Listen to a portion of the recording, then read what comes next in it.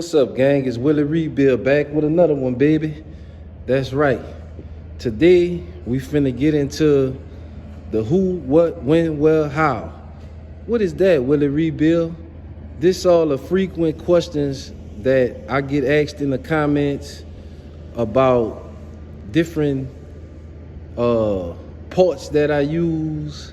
I'm gonna get into the reasons why I use certain parts. And we just gonna get into the questions that people ask me in the comments, and I'm gonna try to answer some of those questions that people ask me all the time, and try to walk y'all through a little bit of it, and give y'all an understanding of why I use the parts that I use. So I'm gonna go ahead and turn the camera around, and we gonna get straight into it, gang. Go ahead and hit that subscribe button, because I'm about to give y'all some crucial information from Willie Rebuildz. That's right, baby. All right, gang. So since I'm right here working on the box Chevy, I guess it makes sense to start with the box Chevy. Compressor. A lot of people like to run the satin compressor. The reason I run the pancake compressor, because for instance, like on your box Chevy, this is the factory compressor from the '89 box Chevy. It's still full of Freon. I never opened the system. Everything is just like it was on the 305. So the reason I like to use this pancake style compressor is because you don't have to make the AC lines. So I'm actually saving you some money by running a pancake compressor. Now, a lot of people will say that the compressor, they bullshit, they this, they that. Those satin compressors are not much better than the pancake style compressor. If you put the right amount of oil and refrigerant in it, you shouldn't have no problem at it. So that's why I run the pancake style compressor on most swaps over the satin compressor. And if we walk over here to the Monte Carlo, you will see the same setup on the Monte Carlo. Although from the factory, the Monte Carlo compressor came on the driver's side, and it was a V-belt style. You can switch out the V-belt style for a serpentine style setup, and then use your Cutlass lines, Cutlass AC line and evaporator, and give you the factory look without having to make the lines. Now on your G-body, this line here, you can buy it, but your pressure line right here, they don't sell it. You will have to find that from a parts call to get this set up to work on your G-body, or get that one line made. That's why I use the satin compressor. Another thing people ask me about a lot is the radiator. What radiator I use?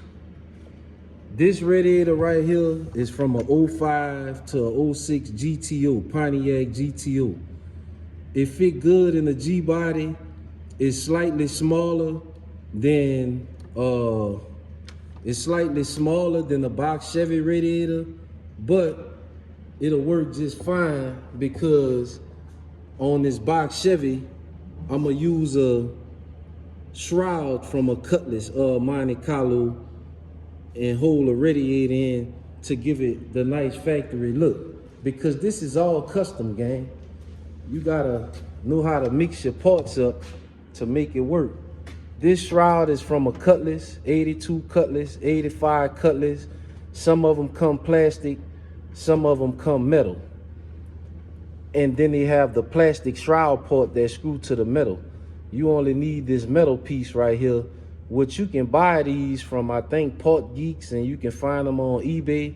But this is the stock one. This is a stock OEM shroud that I bought used from eBay, cleaned it up, painted it, looked good.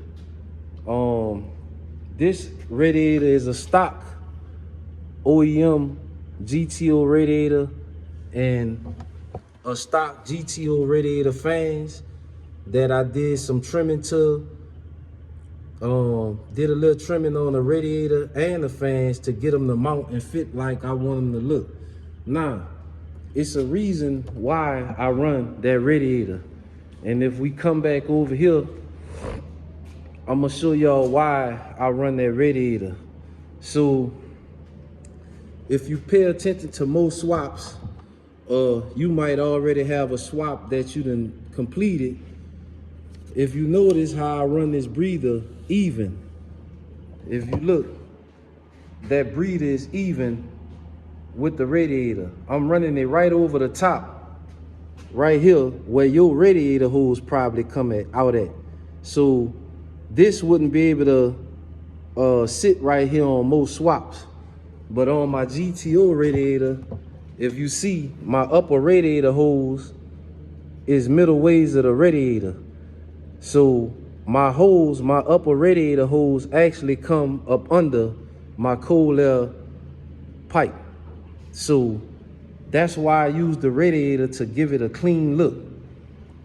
Also, when I use the GTO radiator, I use the LS1 water pump. Some guys use the LS3 water pump, and this outlet come out on the driver's side of your engine.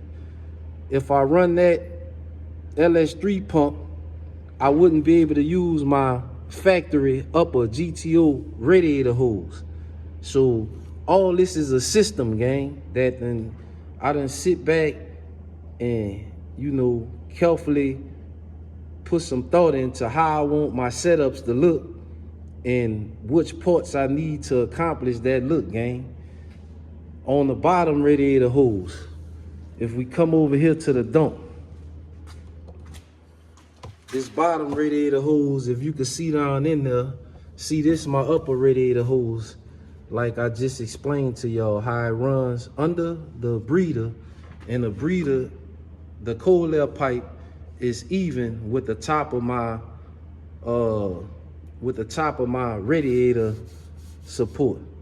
So I don't have to try to go over the hose or try to come to this side where I have less room. Well, my breather will be in the area of the AC compressor spinning. This bottom radiator hose look pretty factory, look like it came in there. Shout out to my boy LS Low. This is a Gates radiator hose, part number 20734. That's the radiator hose I run. I was using a few different radiator hoses before. He showed me that hose, and I like how it fit, and I ran with the hose, and now I'm giving y'all the blueprint on which hose to use. You might have to trim it down just a little bit, but it's gonna give you a perfect fit. Another thing people ask me about is where do I get this pipe from? This pipe is a 4-inch pipe from Summit. This pipe, it's a 4-inch 90 from Summit Racing. This pipe by itself is like $110 just for this piece. Then you need a piece of the rubber. So I buy like, I think this piece of rubber might come like 18 inches long, and I just keep cutting it down, and I might be able to do like 3 or 4 cars with one piece of that rubber. And as you can see, it's pretty sturdy, so you don't have to worry about the intake flopping around like when you buy the truck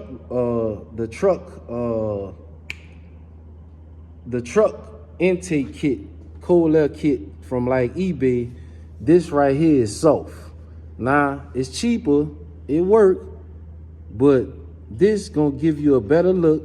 Like this pipe, I can cut it down how I want. It's smooth on all sides. It don't have no mounting tabs because this is just a 90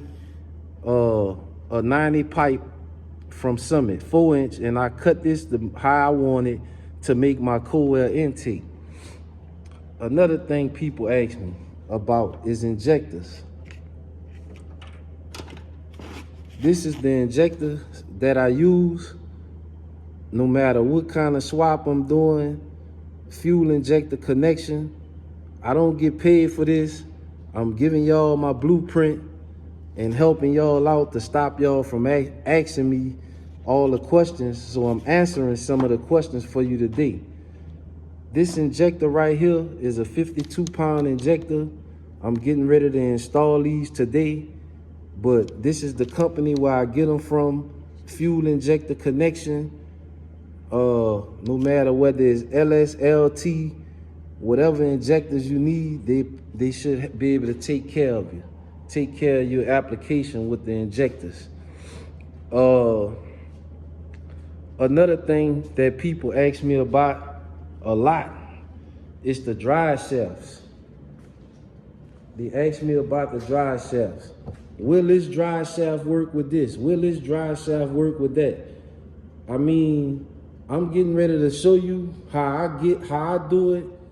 You gotta get out the house and you gotta go and do some research, and you gotta do some footwork for yourself. I can't do everything for you because I can only test certain applications with the jobs that I'm taking in. I mean, I'm not gonna go buy a transmission, a motor, different mounts and all this here. So on this setup right here, I'm using a RCT setback plates with a factory style mount. It's not factory, but it's a factory style mount. That's a polyurethane mount. So your application may be different depending on what mount you're using, but it should be in or around the same specs. So I'm gonna sit y'all right here. I'm gonna grab my tape measure. I'm gonna set y'all right there under the edge of the car. I'm gonna get my tape measure and I'm gonna show y'all how I do the drive shafts. Let me get my tape measure. I think I might have left it in the truck.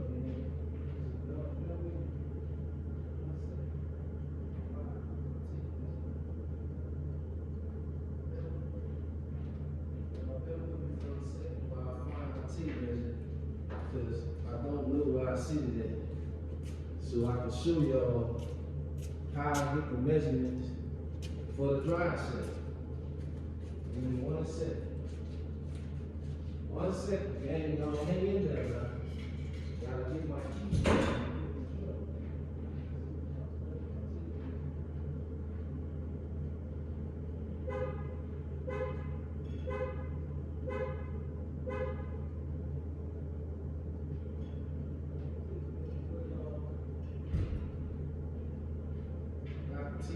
For y'all. So now I'm gonna show y'all how I measure to get the measurements for the drive shaft. And it's kind of dark under here. I don't have the car up that high.